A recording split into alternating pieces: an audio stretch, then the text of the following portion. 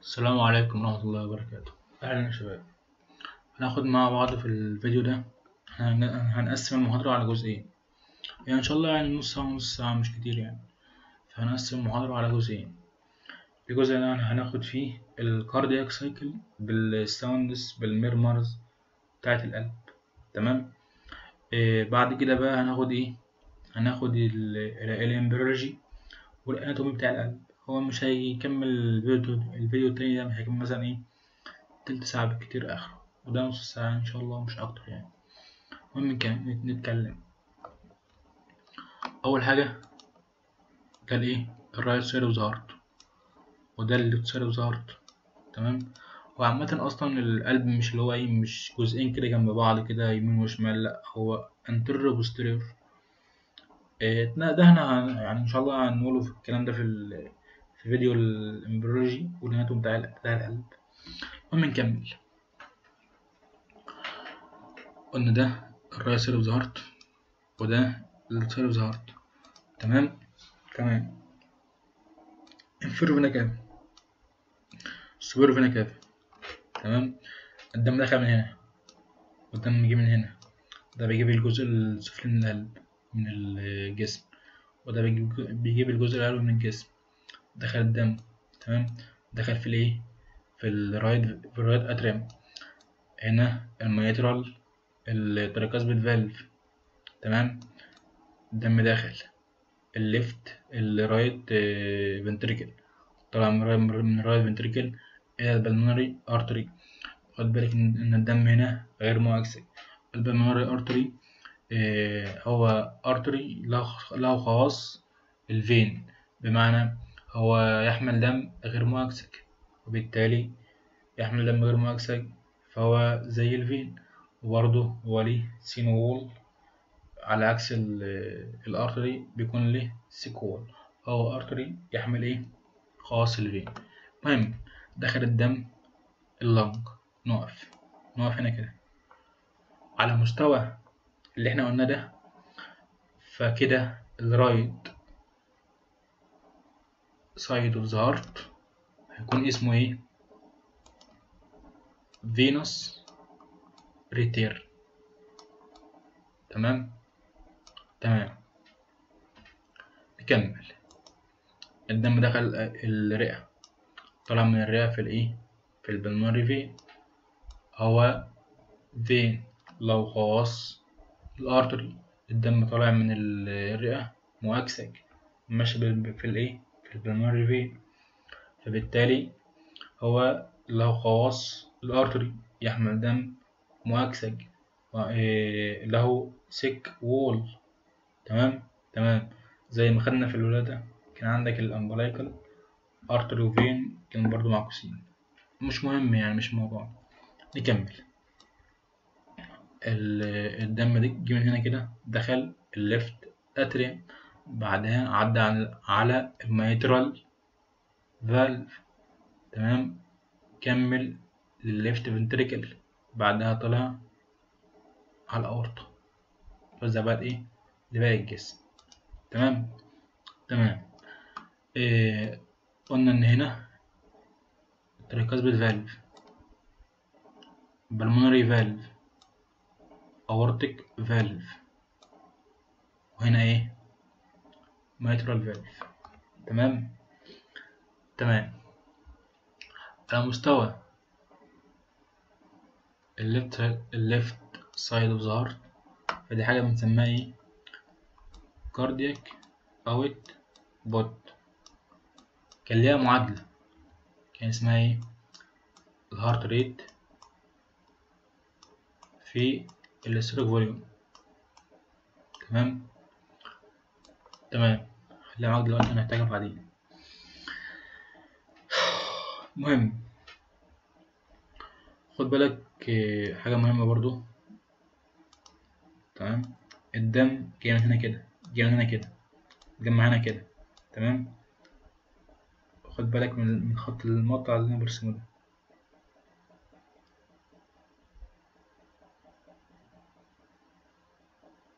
الدم ماشي في one way. الدم طريق واحد، تمام. يبقى الدم ماشي في ايه 1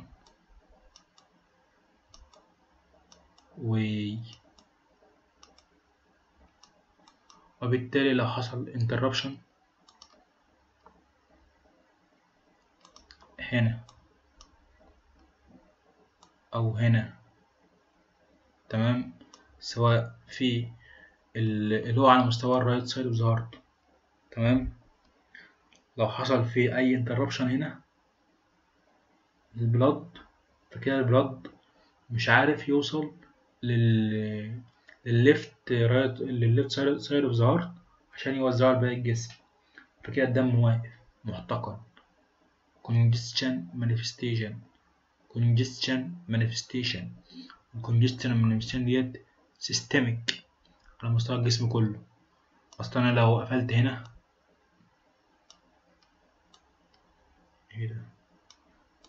لو قفلت هنا، تمام، فبالتالي الدم اللي يعمل هنا هيقف، ما عادش هيجي حاجه، اصل اللي هنا اصلا واقف اصلا، تمام. فانا لو قفلت عند الايه، عند التريكاسبيد فالف، تمام، انتربشن يعني للواي بتاع البلاد ده هنا او هنا ان هو يطلع اللنج، فبالتالي على مستوى الرايت سايد اوف ذا هارت هيحصل كونجكشن، تمام. فكده ايه الدم مش عارف يوصل للليفت عشان ايه يتوزع على باقي الجسم. طيب لو حصل الانتربشن ده على مستوى الليفت، تمام، ده كده ايه هيقل الكاردياك او البوت، تمام، فهيقل البرفيوشن اوف اورجانز، تمام. برضو الدم لما يسد هنا او هنا، الدم اللي طلع من الرئة ما عادش هيطلع، هيوقف لان السكة قدامه مسدودة.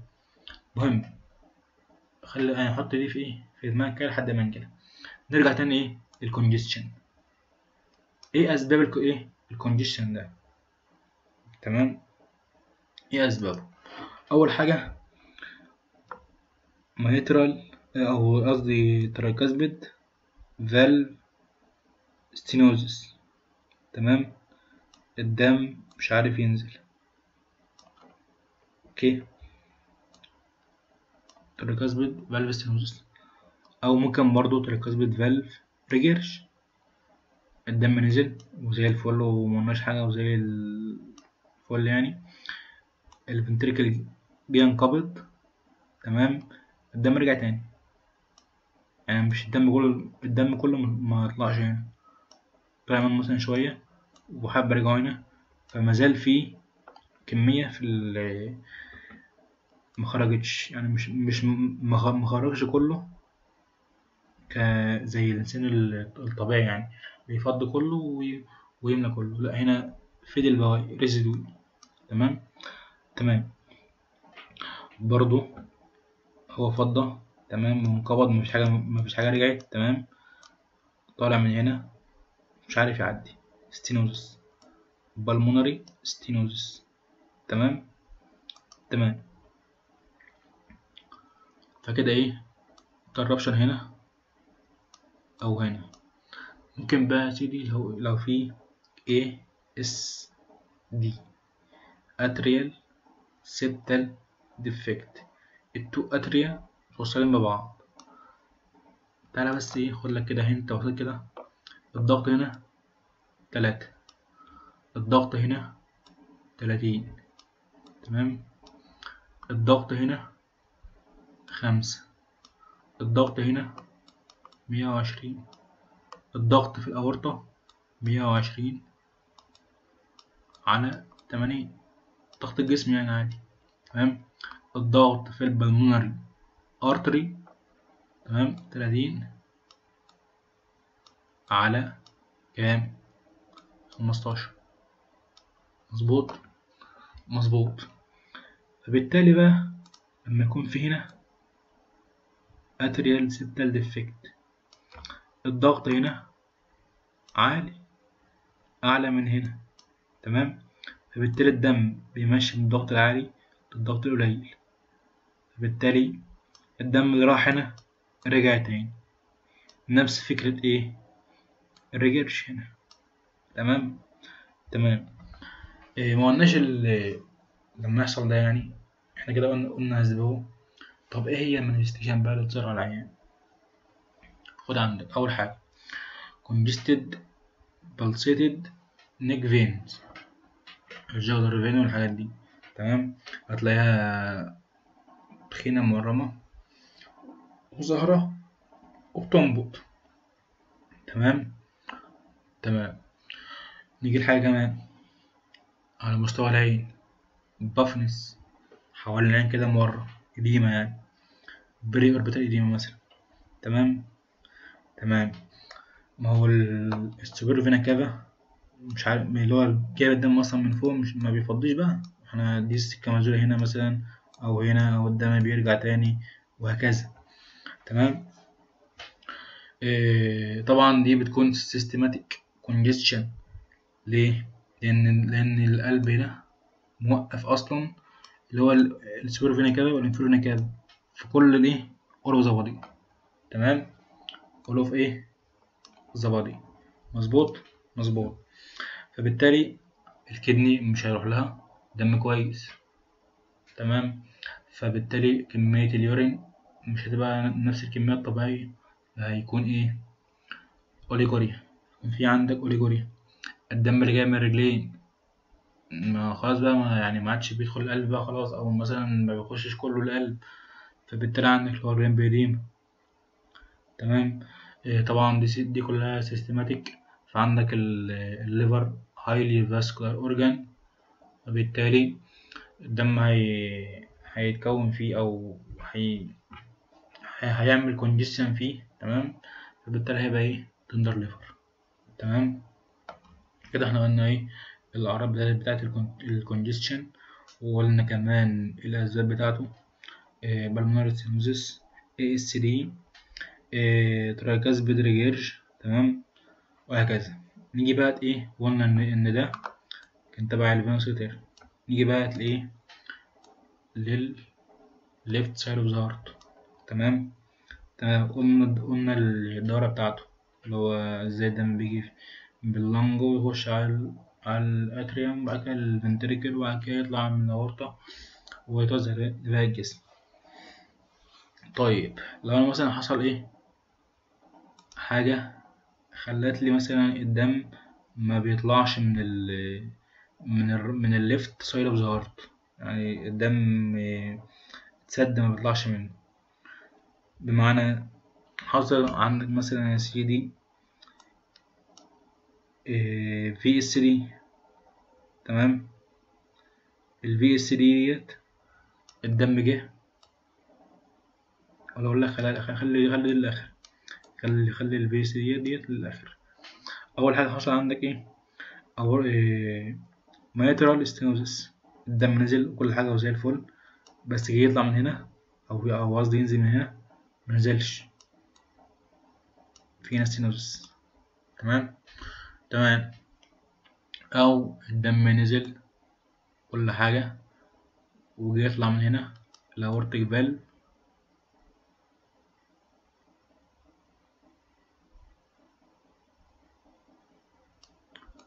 الدم نزل وكل حاجه. تمام. يطلع من هنا الاورتيك فالف.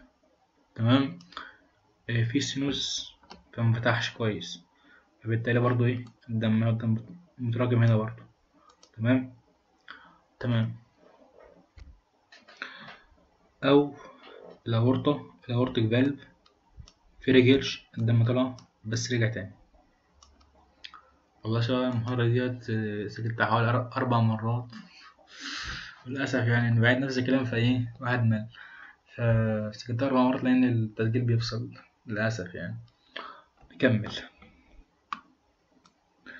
طلع بس في رجلش فرجع تاني. تمام تمام. نيجي بقى الحتة الايه الفي اس دي. تمام.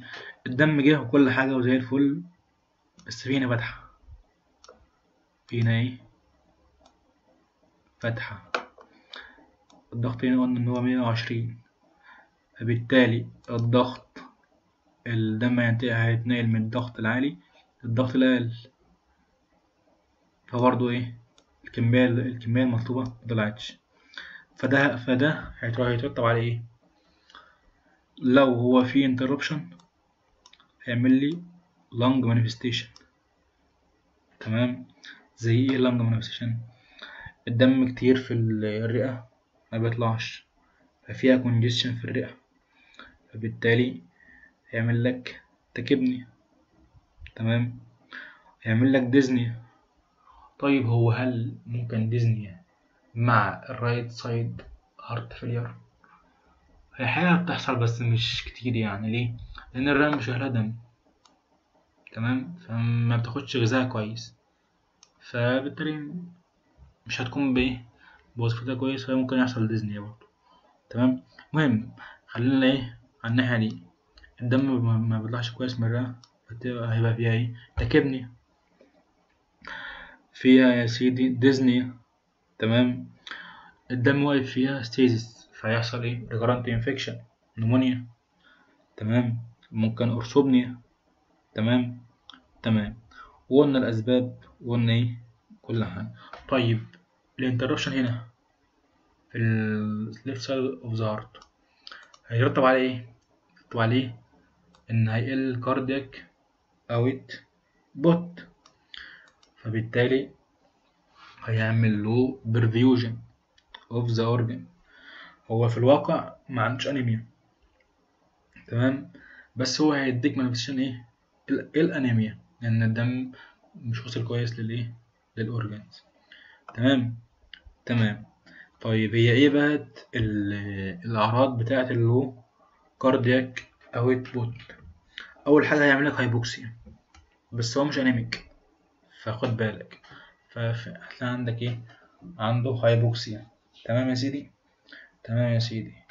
هتلاقي الدم مش واصل كويس للبرين، فهتلاقي عنده irritability، وش مكشر ودايما مش مبسوط وبيعيط وهكذا. irritability. هيلاقي عندك easy fatigability. طيب هو الطفل يعني هيجي يقولك أنا بتعب بسرعة؟ أكيد يعني ده عيل صغير مثلا أو رضيع مثلا صغير مبيتكلمش لسه، فأنت هتسأل مامته هل أنت لما حضرتك بترضعيه الولد ده بيعرق؟ ومش أي عرق، cold sweating. هل بيعرق عرق ساقع؟ مهمة جدا على فكرة. تمام. نيجي بقى ايه للمعادلة بتاعت الايه؟ الكاردياك اوت بوت. قلنا يا سيدي ان الكاردياك اوت بوت ده نعتبره مثلا ان هو اصلا قل، مش هنعتبره هو قل. تمام. نقول مثلا ده ثابت. طيب ايه الكومبنساتور ميكانيزم اللي تحصل عشان ترجع الكاردياك اوت بوت ده ان هو يزيد تاني؟ طبعا ايه؟ زاد الهارت ريت، فيعمل ايه؟ تكبني.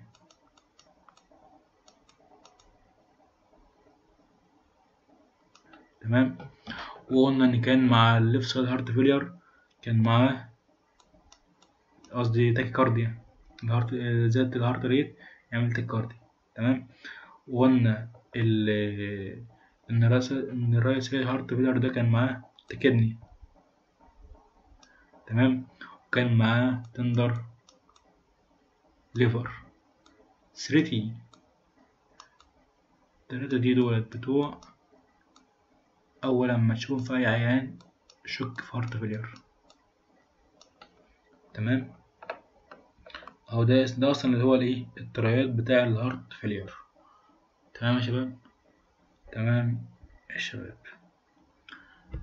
نيجي بقى ايه نرجع تاني للقلب بتاعنا والدورة بتاعتنا تاني.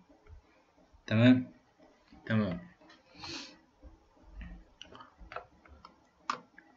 بسم الله الرحمن الرحيم.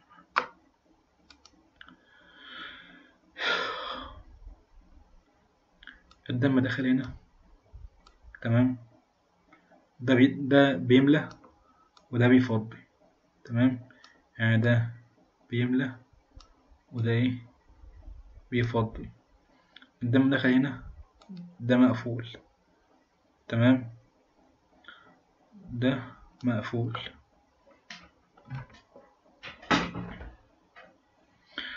احنا هناخد اللي هو الكاردياك سايكل على انها حاجتين، هما اصلا حاجتين اصلا ما فيش غيرهم، سيستول وايه دايستول. تمام. نيجي للسيستول. السيستول ده اللي هو ايه؟ الفنتريكولار او فنتريكل كونتراكشن. تمام. اللي هو ايه؟ لحظة انقباض التو فنتريكل، ده بينقبض ده بينقبض، ده كده اسمها ايه؟ السيستول، لان هو كده الدم رايح للجسم كله، فده ايه؟ السيستول. تمام. تمام. الدم نازل. تمام. ده بقى ايه؟ هيبدأ ان هو ايه؟ ينقبض. تمام. اول لما يبدأ ان هو ينقبض، الضغط هنا بيعلى. تمام. الضغط هنا بيعلى. هو كان طبعا في الدايستول 0، في السيستول 30. تمام. وده برضو في الدايستول 0، في السيستول 100 وكام؟ 120. تمام. نكمل يا شباب. مهم ان ده الضغط هنا في الرايت فنتريكل اثناء السيستول 30. تمام. وفي الدايستول 0، وبرضه في الليفت فنتريكل اثناء الدايستول 0، في السيستول 120. تمام. تمام. فهنا بقى ده في السيستول هيبدأ ينقبض. تمام. يزيد. هو الدايستول كان في الدايستول 0، ده بقى ايه؟ 1 2 3 هوب وصل ايه؟ 4. الأربعة هنا أعلى من ايه؟ من 3. فتنها جاية ايه؟ قافلة التركاز بالفالف. كده ايه؟ التركاز بالفالف قفل عند 4 في الايه؟ في الرايت فنتريكل. تمام. برضو هنا 1 2 3 4 5 6، تيجي قافلالك الميترال فالف. تمام. فهنا التركاز بالفالف قفل عند ايه؟ عند 4، والميترال فالف قفل عند ايه؟ عند 6. خد بالك هما التو فنتريكل بينقبضوا مع بعض وينبسطوا مع بعض، والتو اتريا برضو بينقبضوا مع بعض وينبسطوا مع بعض. تمام. بس الميترال فالف قفل في نفس الدقيقة بتاعت التراكاسبيد فالف اللي هو قفل فيه. الاتنين قفلوا في نفس الدقيقة. تمام. يعني الميترال فالف قفل مع التراكاسبيد فالف في نفس الدقيقة. تمام. دي مهمة. بس في واحد بقى قفل عند 6 والتاني قفل عند 4، فخبطة الميترال فالف وهو بيقفل أقوى من خبطة التراكاسبيد فالف. هم قفلوا مع بعض، بس في واحد أقوى من واحد. اللي قفل عند 6 أكيد أقوى من اللي قفل عند إيه؟ عند 4. فيعني إيه اعرفوها يعني.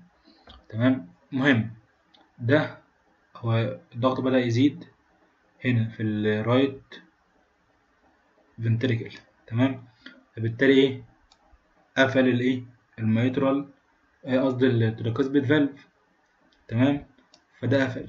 هو هنا ايه؟ 4، فده قافل. وده كمان قافل لسه ما فتحش، لأن هو هنا 4. تمام. لسه هيبدأ بقى 5 6 7 8 9 لحد ما يوصل لإيه؟ لل30 بتوع البلمونري، عشان ايه؟ يعدل الضغط على الناحيتين، فالدم يعدي. تمام. فبالتالي عند 4 هنا و5 6 7 8 لحد ما يوصل لحد 29. فكده الميترال قصدي التركاسبيد قافل، وبرضه معاه البلمونري قافل. فكده ايه؟ all of valves of the heart are closed. حتى برضو هنا في الليفت سايد 6. ده بقى ايه 6 7 8 9 10 لحد ما نوصل لحد الايه 119 مثلا. ده مازال قافل برضو، ده قافل وده قافل وده قافل وده قافل. فكده هنسمي المرحلة دي ايه ايزو فوليوميك، يعني مفيش اي بلاد داخل للقلب لان كل الصمامات قافلة. تمام، فهيبقى ايه ايزو فوليوميك. وبما انها سيستوليك يعني كونتراكشن تبقى ايزو فوليوميك كونتراكشن فيز. تمام. طبعا نستقول لكم من الصمامات وهي بتقفل بسمع صوتها، تفتح مفيش صوت، تقفل بسمع صوت، تفتح مفيش ايه صوت. تمام. فمع قفلة الترايكاسبيد الميترال ده هنسميه الصون، هنسميه الاس 1. تمام كده احنا ايه الاس 1 مع قفلة الميترال والترايكاسبيد فالف. وبعديه على طول بخش في مرحلة الايزو فوليوميك كونتراكشن فيز اللي فيها كل الفالفز اوف ذا هارت ار كلوز. تمام. تمام. وبالتالي لو انا سمعت صوت بعد الاس 1 فكده انا عندي مشكلة، لان كل الصمامات هنا قافلة ومفيش حاجة فاتحة ولا في حاجة بتقفل، فكده مفيش صوت للقلب. تمام. تمام. فبالتالي بقى لو انا سمعت مثلا صوت بعد الاس 1 هيكون صوت ايه مثلا؟ اسأل نفسك سؤال، ممكن حاجة قفلت وكان فيها خلل، او حاجة ما قفلتش اصلا. تمام. بمعنى لو انا يا سيدي عندي ميترال ريجيرش، تمام، ميترال ريجيرش هو قفل بس وده بينقبض رجع تاني فهسمع له صوت. لو عندي ترايكاسبيد ريجيرش تمام برضو هسمع له صوت. لو عندي في اس دي برضو هسمع لها ايه صوت.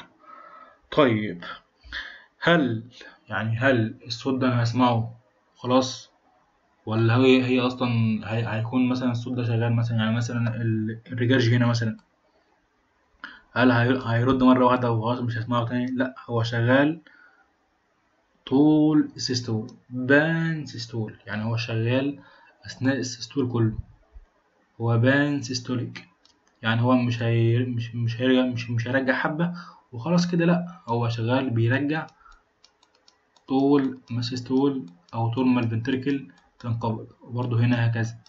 فانا بسمعه بان سيستوليك، بان سيستوليك. تمام. تمام. مفيش حاجة عندك اسمها early systolic، يعني أنا مش هسمعه حبة وخلاص كده، لأ مش هسمعه كده، فهو هسمعه ايه بان سيستوليك طول الايه السيستول. تمام. بعدها بقى يا سيدي ال30 ديت أثناء الانقباض إن شاء الله كبرت وبقى الرسم المهم يعني 30 4 5 6 7 8 9 10 وهكذا 11 12 لحد ما وصل ايه 30 وبقت زي دي كده. فده ايه فتح، فهخش في فيز تانية. انا لحد دلوقتي لسه في الايه في سيستول، فهخش في فيز تانية اسمها ماكسيمال او ماكسيموم ايجكشن فيز، هو اندفاع الدم مرة واحدة ولا كده، اندفاع الدم لفوق، اندفاع الدم لفوق، اندفاع الدم لفوق. تمام. الدم ايه اندفع لفوق خلاص، هو طلع الدم طلع بقى فوق، دي بنسميها ماكسيمال ايجكشن فيز. تمام. وديت يعني هي اللي هو المرحلة الوسطية أو اللي في نص السيستوليك. تمام. فبالتالي لو أنا سمعت فيها صوت تمام فكده هيكون صوت ان ده مفتحش كويس. بالمونري ستينوزس، بالمونري فالف ستينوزس، برضه زي ما قلنا ايجكشن فيز هنا برضه كمان. تمام، لان هما الاتنين مع بعض. فده مفتحش كويس، بالمونري فالف ستينوزس، اورتيك فالف ستينوزس. وبما انها في نص السيستول فبنسميها ايه؟ ميد سيستوليك ميرمر. الميد سيستوليك ميرمر انا بسمع فيه صوت ايه وايه؟ اورتيك ستينوزس، بالمونري ستينوزس. طيب البان سيستوليك اللي هي حصلت مع الازوفوليميك كونتراكشن كنت بسمع فيها ايه؟ الميترال فالف ريجيرج والترايكاسبيد ريجيرج. كده لحد دلوقتي ان شاء الله ايه مجمعين يعني. بيحصل بعد كده بقى ايه؟ بعديها بقى اللي هو ريوزد ايجكشن، اللي هو بتريزيست الايجكشن يعني ان هو ما ينزلش. ما علينا يعني. بعد كده بقى فيز تاني ولا لها لازمة مش مهمة يعني. بروتو دايستوليك اللي هي ما قبل الدايستوليك فيز. تمام، متقلقوش بقى ان شاء الله يعني عامل لكم رسمة كده في الاخر هجمع فيها كل ده وهتروق عليكم الدنيا خالص يعني ان شاء الله متقلقوش. تمام تمام كده ايه الدم طلع من هنا خلاص وكده وراح لكل الجسم وزي الفل وتوزع على باقي الجسم ومعرفش والكلام ده يعني. نيجي بقى ايه مرحلة الايه الدايستول. الدايستول يا سيدي الدم جاي كده. تمام، الدم جاي كده بيملى بقى. تمام تمام.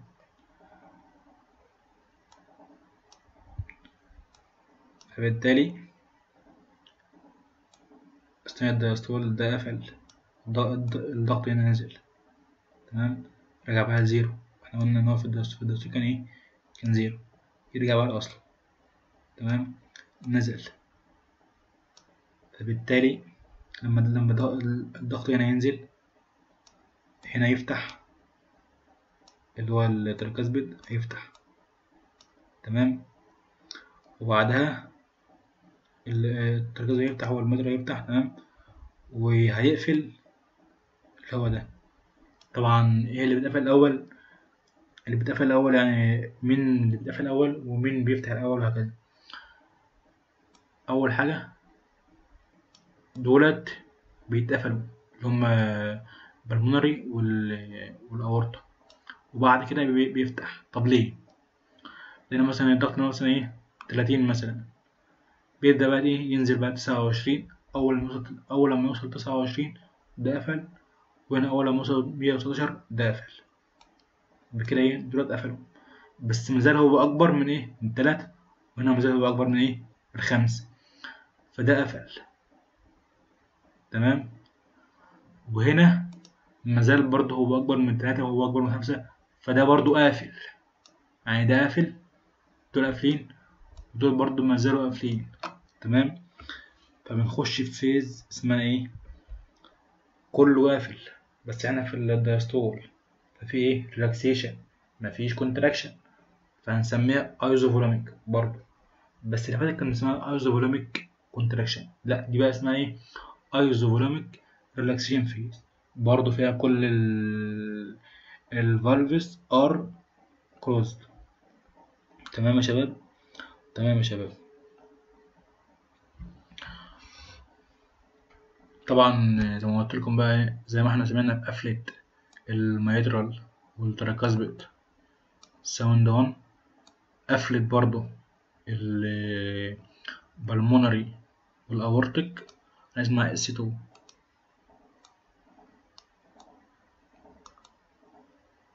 تمام يا شباب، تمام يا شباب. وزي ما قلت لكم من القفلة بسمع فيها صوت، اما الفتحة مفيش فيها اي مشكلة. تمام، وبالتالي القفلة كده انا سمعت الصوت. ايه اللي هيحصل بقى بعد ما انا بعد ما دول اتقفلوا؟ لسه قلنا ايه دولت قفلوا خلاص، ودولت برضو قافلين، بس الضغط هنا بيقل لحد ما يوصل لايه زيرو، فبعد كده ده هيفتح. تمام تمام. ده هيفتح، والفتحة ديت مفيش فيها صوت، وبالتالي لو أنا سمعت صوت بعد الاس 2 هيكون حاجة من حاجتين.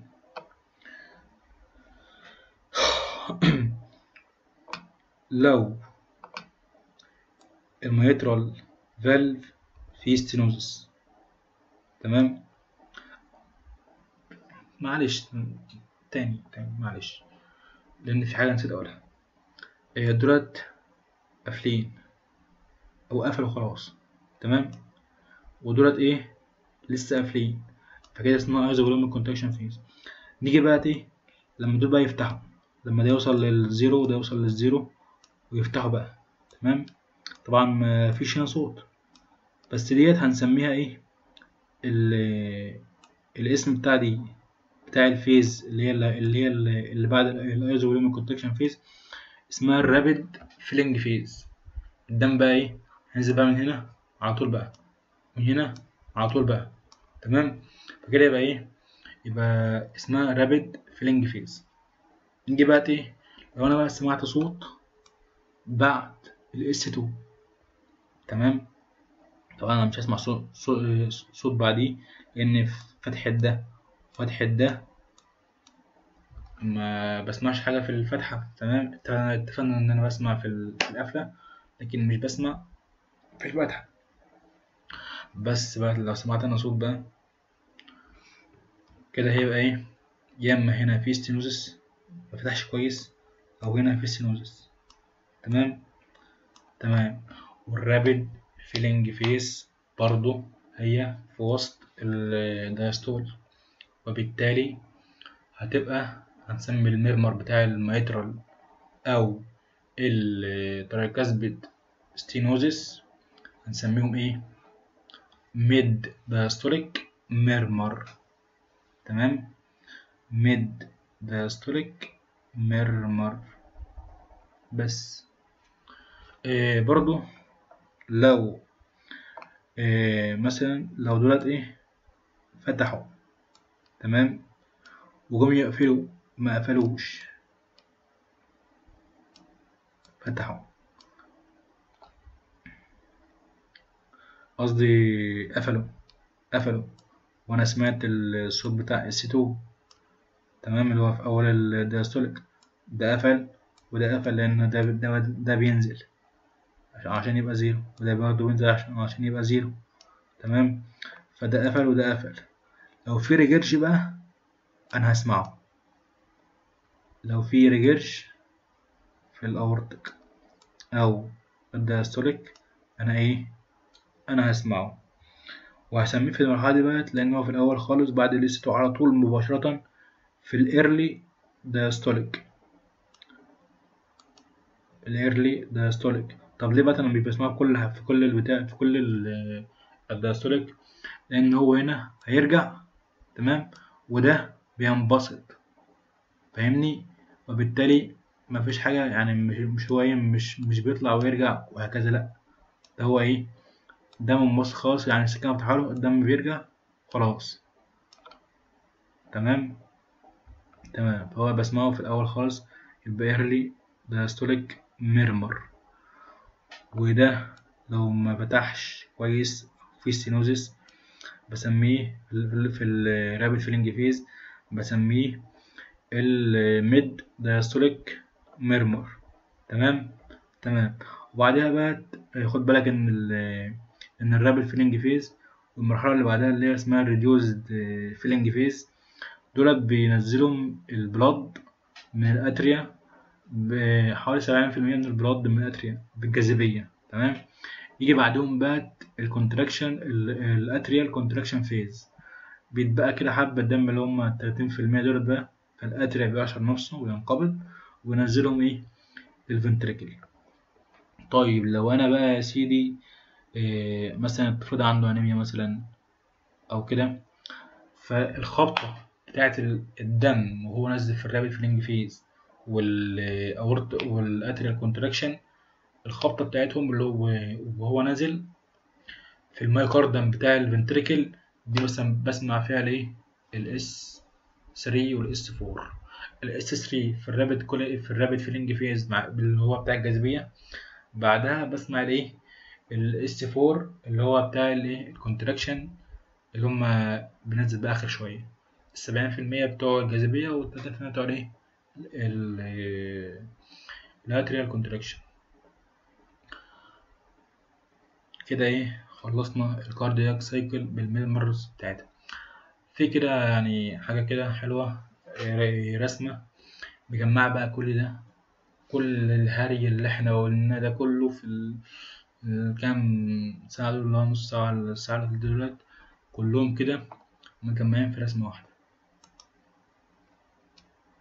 اهي لا سحر ولا شعوذة.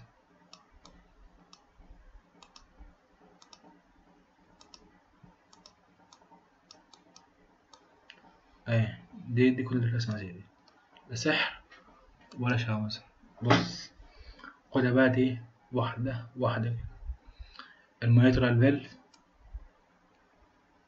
طبعا ده السيستوليك، وده الايه الدايستول.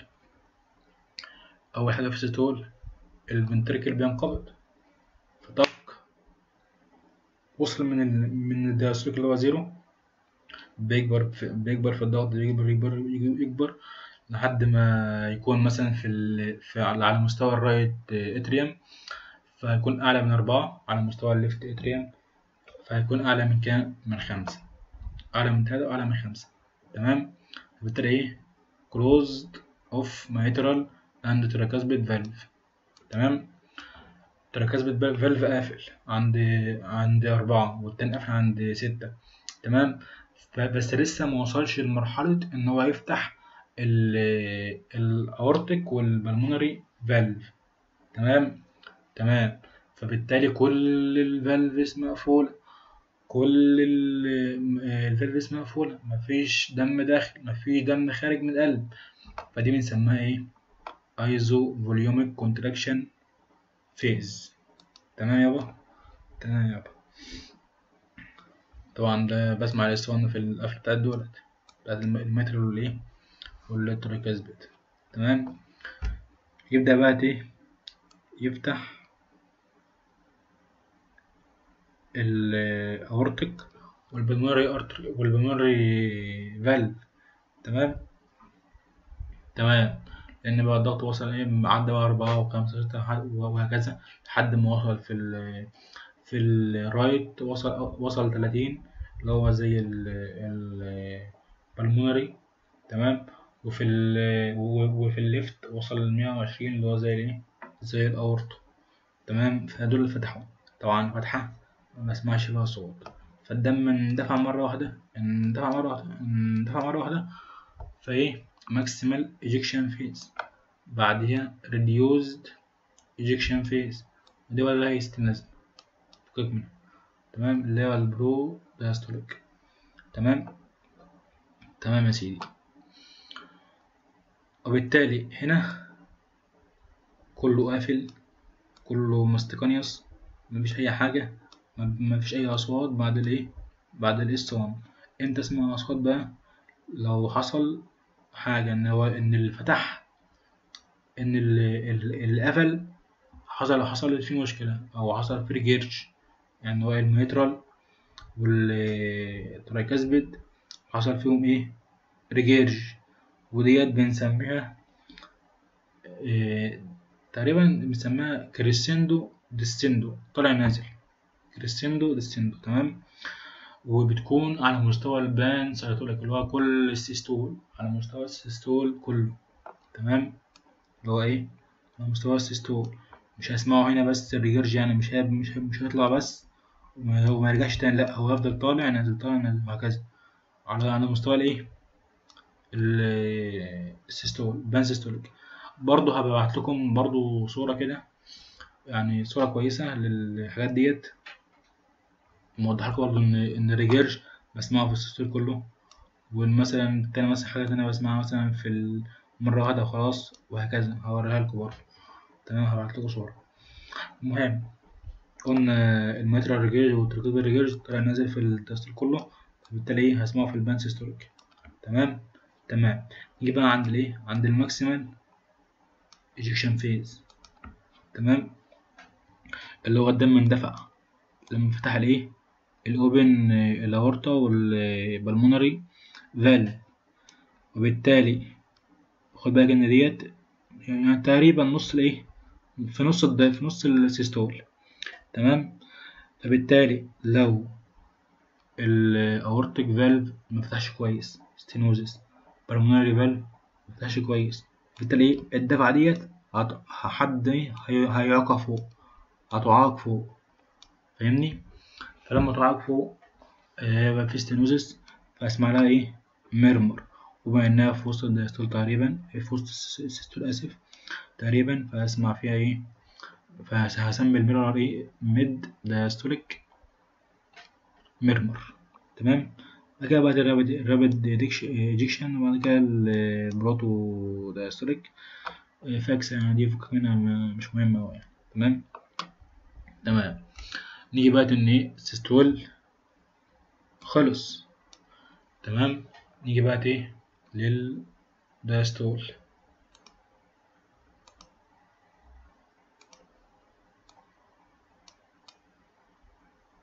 الدايستول الفنتريكل بدأ ايه، يعمل ريلاكسيشن. تمام.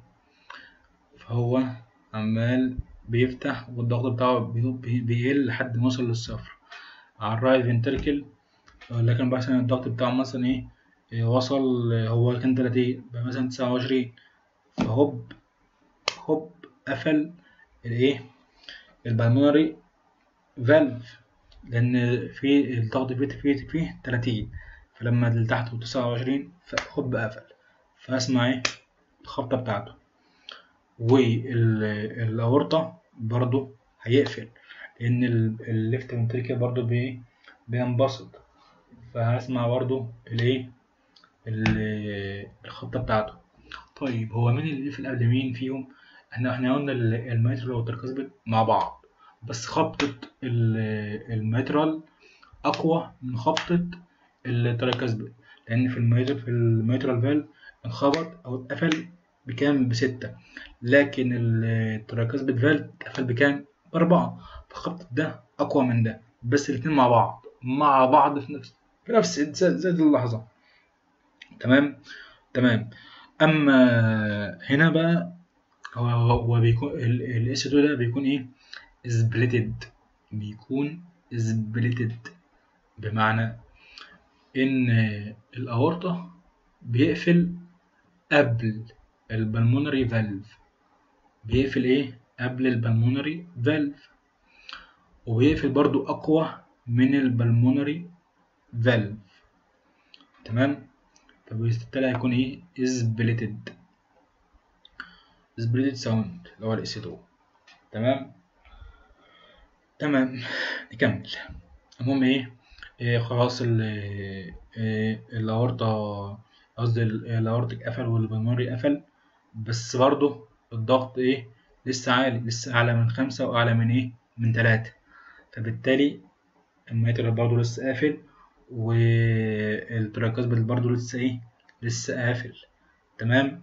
تمام. فبالتالي ان كل الصمامات all valves of the heart are closed، or valves of the heart are closed.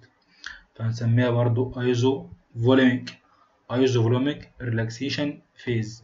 relaxation ليه؟ لأن احنا في الايه، في الدايستوليك، فالفنتريكل بتنبسط، فبالتالي relaxation phase. تمام. تمام.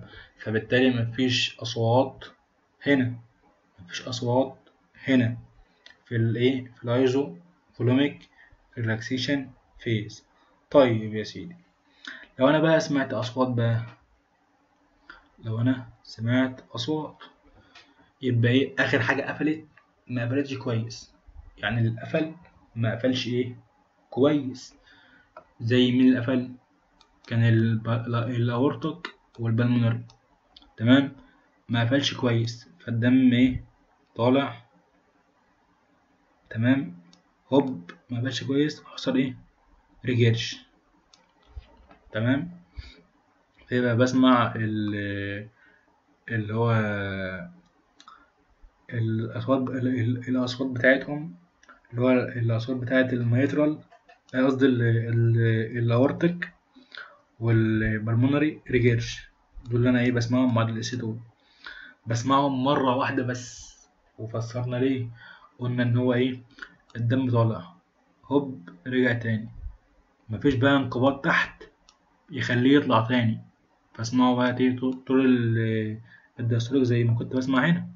لأ، هو طلع تمام، رجع تاني، واللي تحت أصلا بينبسط، بيملى كأنه مثلا بيملى عادي. تمام. فكده هي هتبقى حصلت في الايرلي دايستوليك هنا بس، ايرلي دايستوليك. تمام يا سيدي. نيجي بقى على بعد الايزوفريميك. تمام. طبعا بقى الضغط بقى نزل في الفنتريكل لحد ما وصل صفر، هيبدأ بقى الميترال فالف يفتح والتركاز فالف يفتح، مفيش أصوات في الفتحان. تمام. خلاص نزل الميترال، الدم بقى ينزل بقى من فوق لتحت بقى، فهنسميها الرابد فيلينج فيز. تمام. اللي هو بيملى بقى خلاص. في الرابد فيلينج فيز والريدوست فيلينج فيز، لما الحالتين دولت بينزلوا 70% بالجرافيتي. تمام. والخبطة بتاعت الدم اللي نازل من فوق، الخبطة بتاعته في الميوكارديوم بتاع الفنتركل بنسميها S3. تمام. اما بقى بعدها بشويه بقى اللي هو الخبطه بتاعه الاتريال كونتراكشن في الميوكارديوم بتاع اللي هو الدم النازل بالاتريال كونتراكشن في الميوكارديوم بنسميه S4. فمجملا يعني كده الخبطه بتاعه الدم في الميوكارديال انفراكشن على بعضها S3 S4. دي اسمها ستون دول، نفس الصوت يعني. ما علينا، المهم نكمل.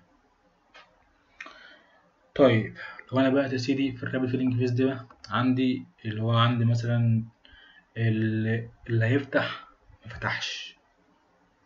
تمام. اللي هيفتح مثلا التراكاسبيد والميترال فالف مفتحوش كويس. تمام. فيهم مثلا ستينوزس، فانا هسمع له ميرمر. تمام. ايا كان هو يعني هبعت لكم اصوات ان شاء الله للميرمرز ديت، ايا كان فانا هسمع ميرمر، وبالتالي هنا طلعت في نص الدايستول، ميد دايستوليك ميرمر.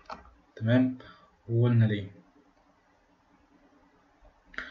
كده يعني. اعتقد كده تمام. والرسمة ديت هي رسمة جميلة جدا، انت لو رسمتها وكتبت عليها البيانات اللي انا قلتها لك ديت هتبقى زي الفل.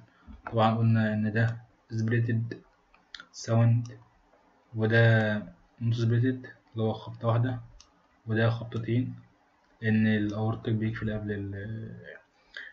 قبل البلماري فالف، فطق طق خبطتين ورا بعض. تمام. وقلنا القفلة بتاعت الفالف اللي أنا بسمع لها صوت، لكن الفتحة ما بسمعلهاش صوت. وشبيناها إن أنا مثلا نازل أو كده بقفل الباب، شدته قفلته سمعت صوته. أقول له كويس وأنا بفتحه، كويس وأنا بفتحه مش هيزيك. تمام. أو مش هيعمل، أو مثلا مفيش مقاومة مش هيعمل صوت وأنا بزقه أفتحه، بفتحه وخلاص مفيش صوت. ده لو ده كويس يعني. تمام.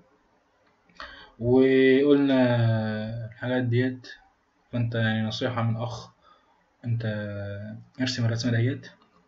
تمام. واكتب عليها البيانات اللي انا قلتها لك وهتبقى زي الفل. تمام يا شباب. طبعا بس حاجة أخيرة، الاس 1 بما انه في السيستول، فهو مع بالنسبة للبلس يعني. لو عملت مثلا البلس مثلا كده، نرسم